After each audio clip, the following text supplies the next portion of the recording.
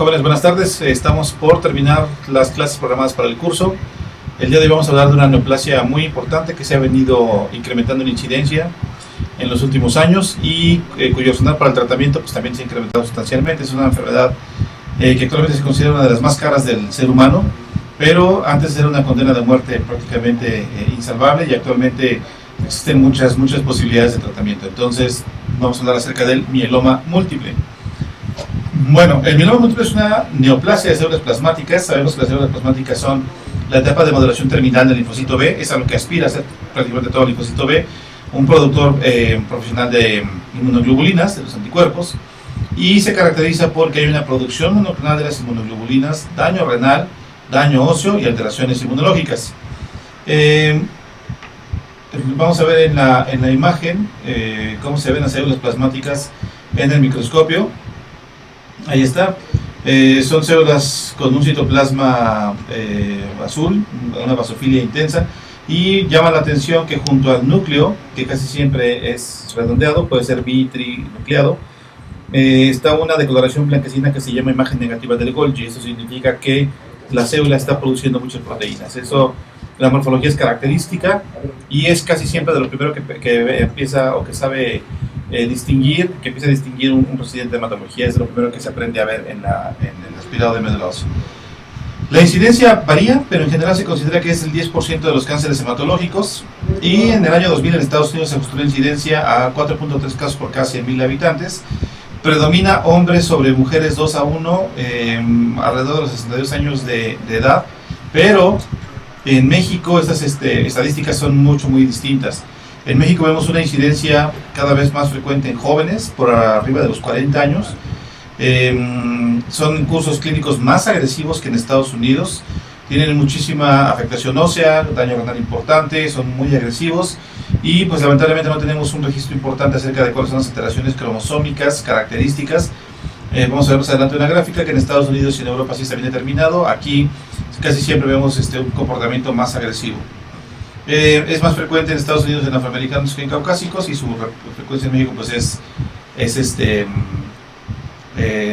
desconocida con certeza. Bien, ¿qué lo causa? ¿Qué es lo que muchas veces lo que nos pregunta el paciente? Doctor, ¿por qué me dio esto? No se sabe. Se considera que se necesitan varias mutaciones para que pueda generarse. No es como en el caso, por ejemplo, de las leucemias agudas, que las mutaciones suelen ser mucho más rápidas, mucho más definitivas. Aquí se requiere que la célula vaya adquiriendo ciertas mutaciones, y eso nos lleva al siguiente esquema.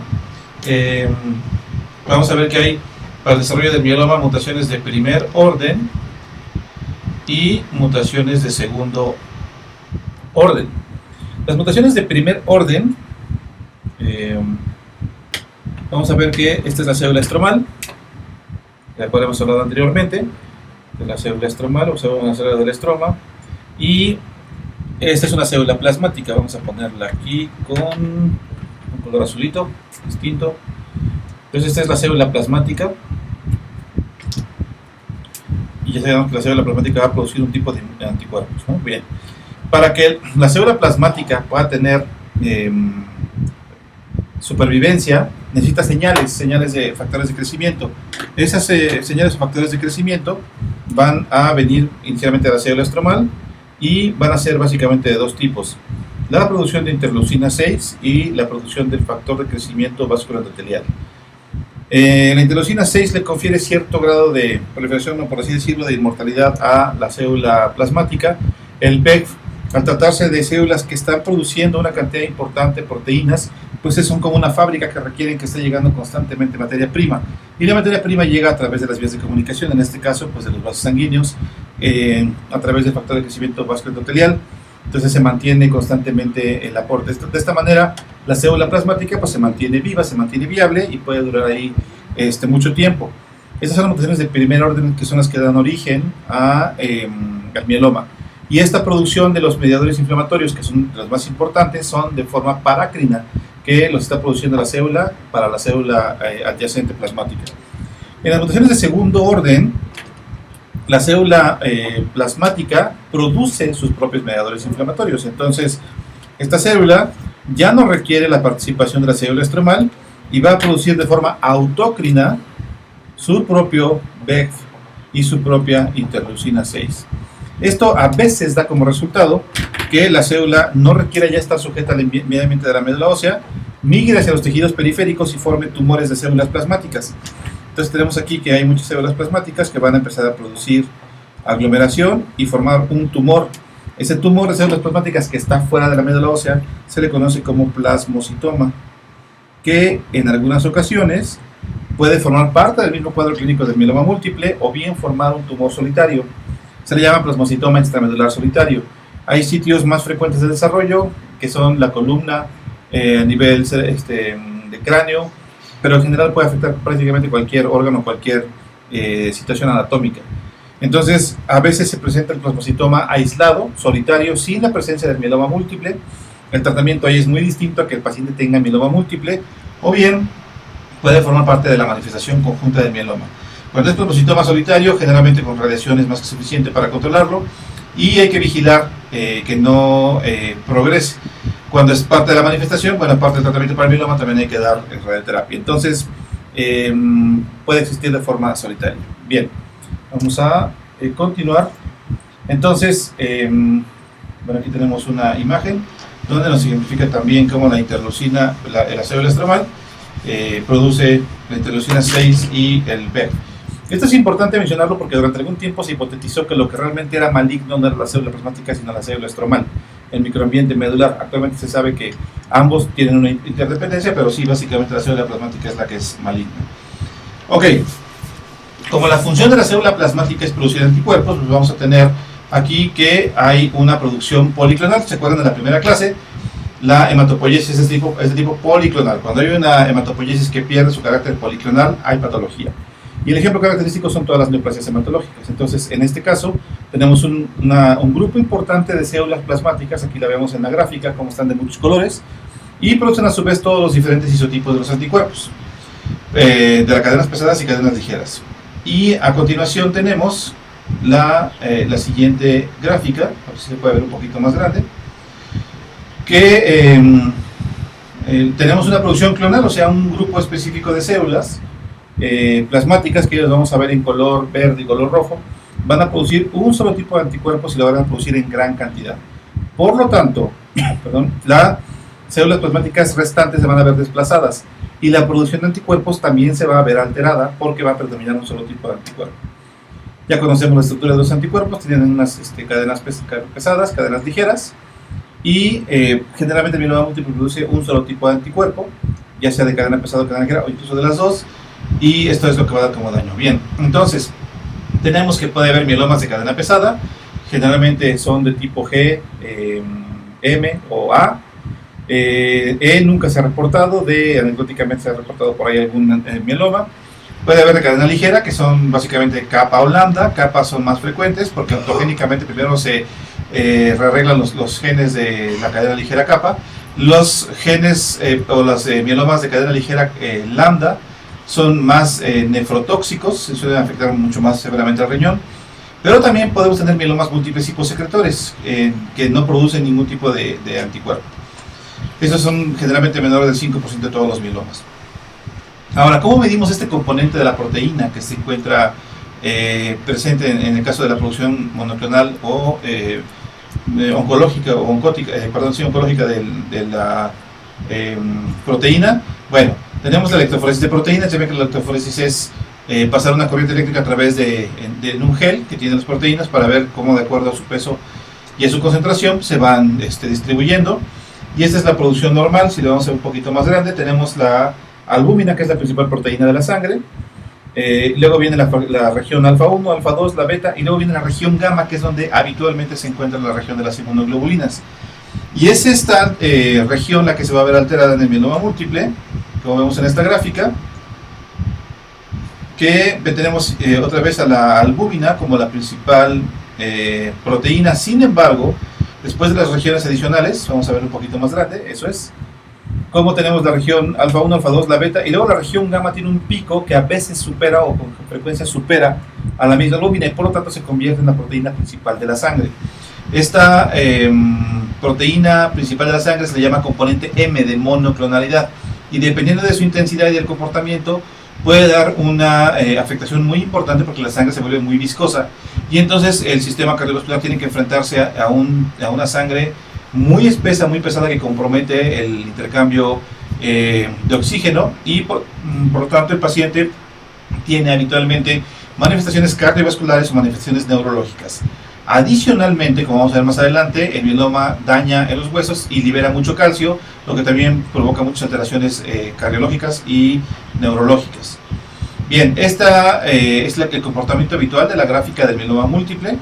Cuando nosotros damos tratamiento y una vez que logramos un buen control, vamos a ver más adelante los tipos de respuesta, vemos cómo ya se vuelve prácticamente la normalidad, la curva, y podemos tener un mieloma que no se detecta por este método. Hay otros métodos actualmente que ya son mucho más sensibles para ver el grado de respuesta del mieloma.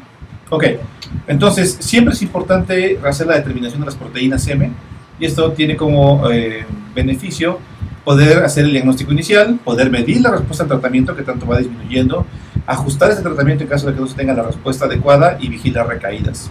Suele ser un parámetro, incluso antes de que el paciente comience a tener síntomas, podemos ya tener algunas alteraciones. Ahora, hay una patología, una circunstancia muy especial que se llama gamapatía monoclonal de significado incierto.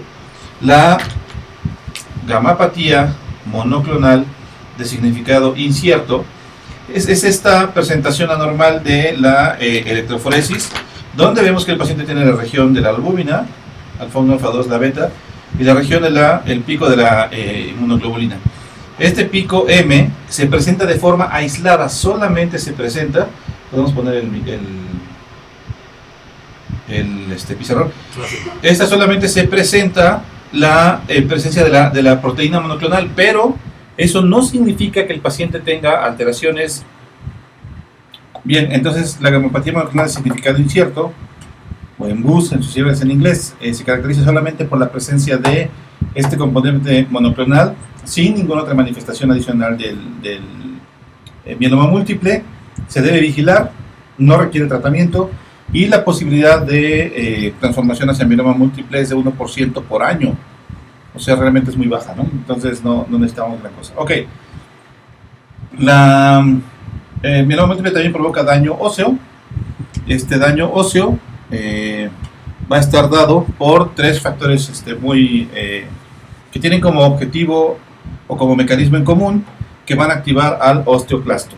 Recuerden, el osteoblasto es un tipo especial de célula que se va a encargar de producir la matriz ósea. Si vamos a suponer que el osteoblasto produce este pedazo de hueso amorfo, esto lo hace el osteoblasto, y cuando se activa el osteoclasto, básicamente es lo que le da forma al hueso. De esta manera, conforme va creciendo, pues ya de ser una masa amorfa, pues el hueso ya va adquiriendo una forma, cualquiera que ésta sea, ¿no? Entonces la forma funcional.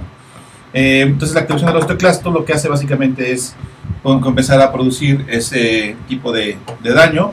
Como vemos en la gráfica, en la imagen, esta es una imagen característica del mieloma múltiple, lo vemos con mucha frecuencia. Es una imagen de la lateral del cráneo, donde vemos la gran cantidad de lesiones líticas que tiene, prácticamente no tiene un segmento sano del hueso. Y estos pacientes, como vemos en la parte derecha, el número y el radio y el cúbito, el número también se alcanza a ver ahí algo afectado, pero el radio y el cúbito se ven muy afectados, y esto da como resultado dos cosas. En primer lugar, dolor, que es una alteración característica clínicamente del paciente. Tiene mucho dolor y habitualmente tiene un antecedente que tiene por lo menos 8 meses a un año de dolor importante óseo. Cuando se afectan las vértebras de esta magnitud, se pierde muchísima densidad ósea y el paciente comienza a disminuir su estatura. También es muy frecuente que el paciente haya perdido unos 10, 15, los casos más graves que he visto han perdido hasta 20 centímetros de estatura. Cuando esto pasa en la columna, pues esto da como resultado, dependiendo del segmento que se ve afectado, como puede haber una neuropatía muy importante que generalmente obliga al paciente a buscar consulta con el ortopedista. El ortopedista ve las lesiones, identifica que clínicamente es una radiculopatía y ve este grado de destrucción ósea, o cuando no es tan severo, dice, bueno, vamos a hacerle una gifoplastía, le inyecta cemento a la vértebra en el mejor de los casos, porque cuando quiere hacer una instrumentación y poner barras y poner tornillos en la vértebra, ese paciente no vuelve a caminar. es muy importante porque es tan baja la densidad del hueso que cuando nosotros queremos poner o cuando el ortopedista quiere poner el clavo, ahí pues no se va a agarrar a nada, es como tratar de ponerle un clavo al talco, ¿no? Entonces el paciente generalmente, en el peor de los casos, deja de caminar, ¿no? Entonces cuando sale del quirófano pues también es característico que disminuye de forma importante su estatura.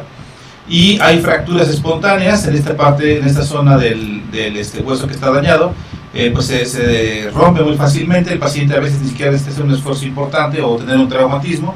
Básicamente lo que pasa es que al momento de agarrar algo, levantar una cubeta o incluso ir caminando por la calle y hacer un giro brusco, se fractura alguna parte de este hueso que está muy dañado. A eso se le llama fractura en terreno patológico y es una característica importante de los pacientes con mieloma. Ahora, la activación entonces, vamos a ver el pizarrón, es la activación del osteoclasto. Hay 3 mecanismos básicos de la activación del osteoclasto. El más importante de todos es cuando nosotros estamos en etapa de crecimiento, nuestra salud ósea se basa en el equilibrio entre 2 grandes factores. El primero de ellos es la primera parte de la balanza se llama OPG, que es osteoprotegerina, y la segunda es el RANKL, que es el ligando, también largo el nombre, ligando del receptor activador del NF kappa beta, que es el factor nuclear kappa beta. El factor nuclear kappa beta lo que hace es que hace que la célula entre a ciclo celular y se replique, ¿no? Entonces, o se activa entre ciclo celular.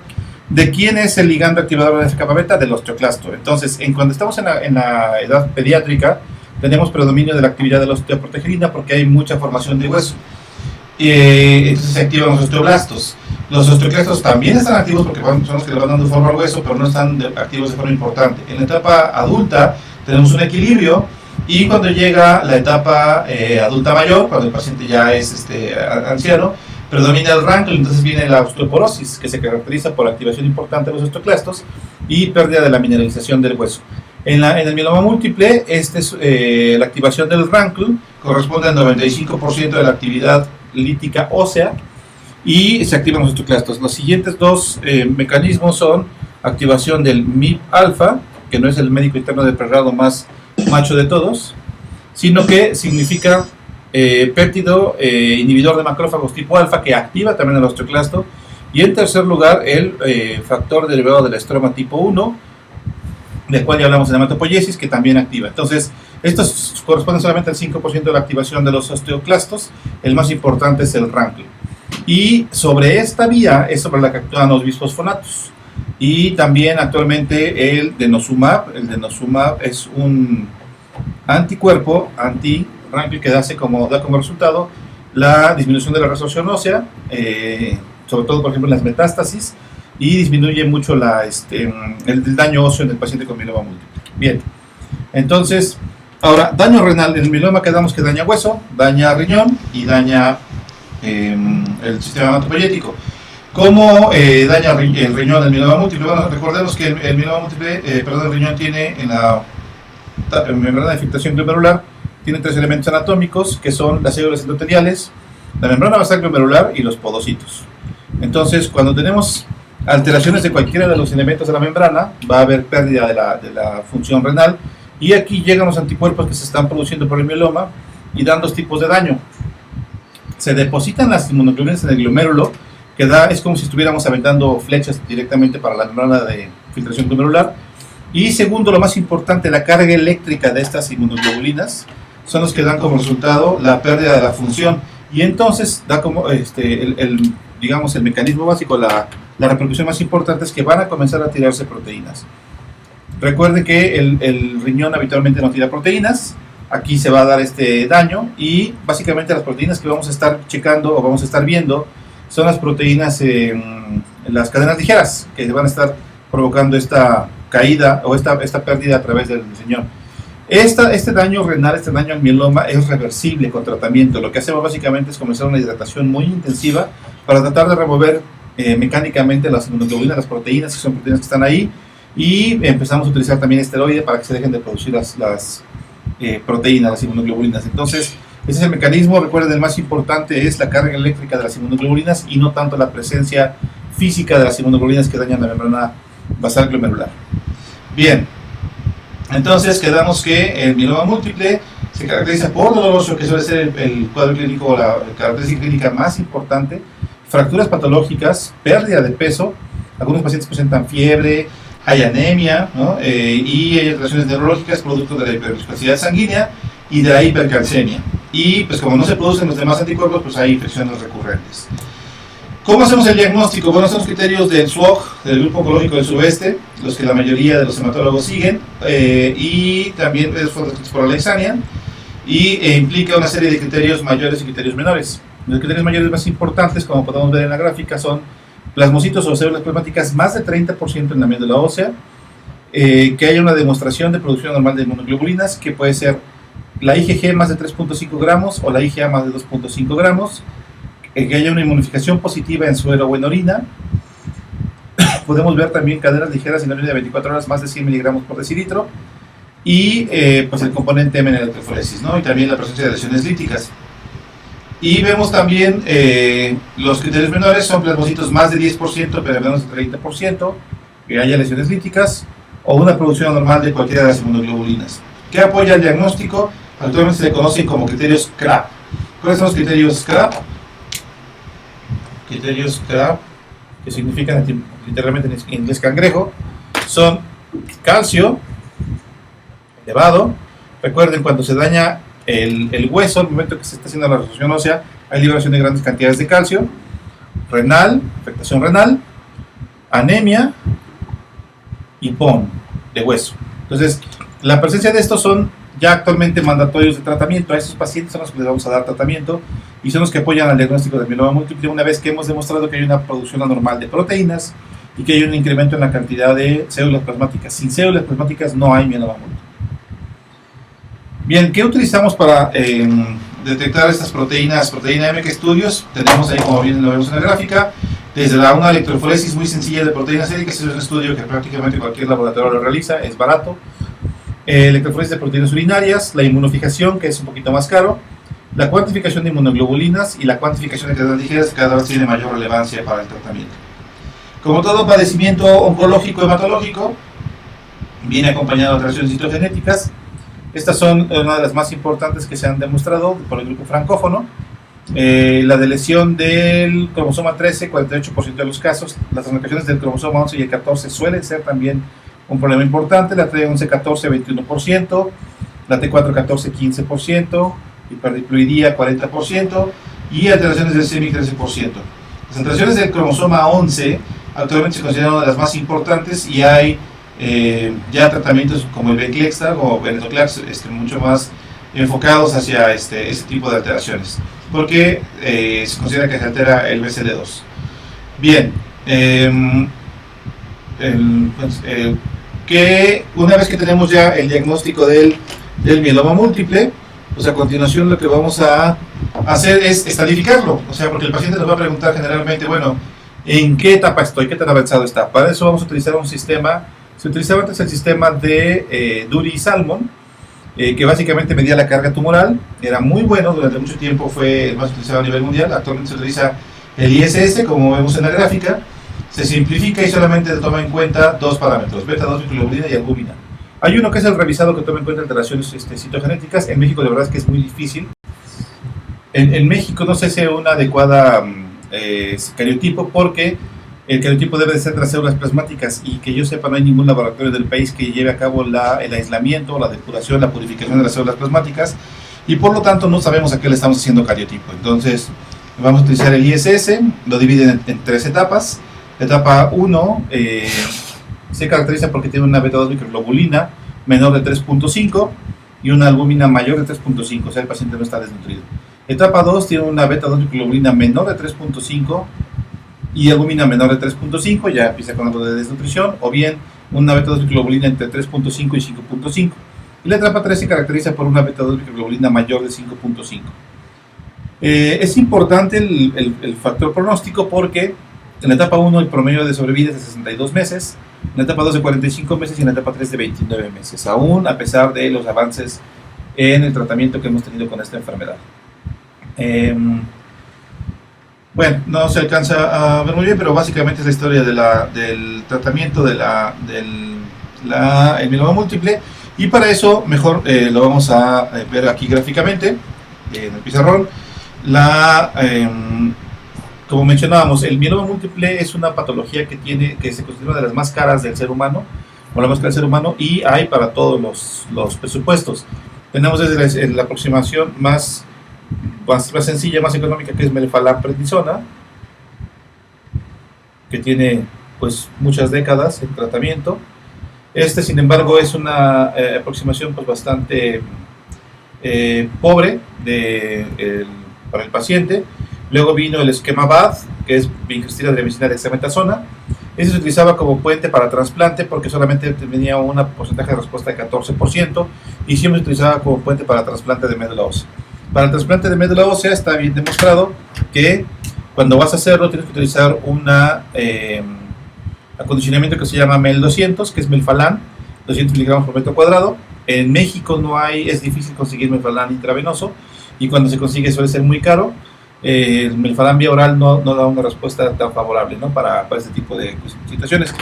Ahora, actualmente se considera que a los pacientes se les va a dividir desde el inicio del tratamiento en dos circunstancias, o en dos grandes grupos: elegible para trasplante de médula y no elegible para trasplante de médula. El elegible es un paciente un poquito más joven, con una enfermedad que puede ser agresiva, pero que es quimiosensible o que es sensible al tratamiento, que tiene una buena respuesta y que va a aguantar el proceso de trasplante.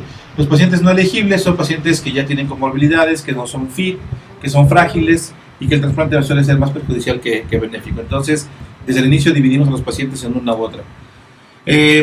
Después vino, por ahí del 2003, una revolución en el tratamiento del mieloma múltiple, porque se utilizó por primera vez los inhibidores del proteasoma. Y recordarán en sus clases de biología celular que el proteasoma es básicamente una formación sacular en el citoplasma de la célula, que se caracteriza o sirve para poder quitar a las proteínas que ya cumplieron su vida media.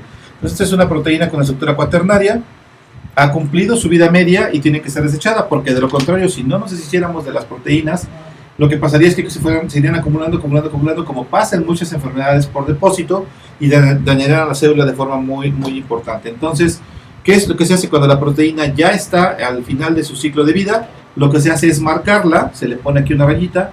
Esta es una molécula de ubiquitina, y la molécula de ubiquitina, que puede ser monoubiquitinación o poliubiquitinación, dependiendo de qué tanto le pongan, es lo que identifica el proteasoma, y el proteasoma literalmente cecina a la proteína, ¿no? Y la depura. Entonces, ¿qué tiene que ver eso con el mieloma múltiple? Bueno, en el mieloma múltiple tenemos un proceso que es el factor nuclear kappa beta, el NF kappa beta, del cual ya hablamos hace un ratito con los osteoclastos, que a su vez está regulado o es regulado por el inhibidor del kappa beta.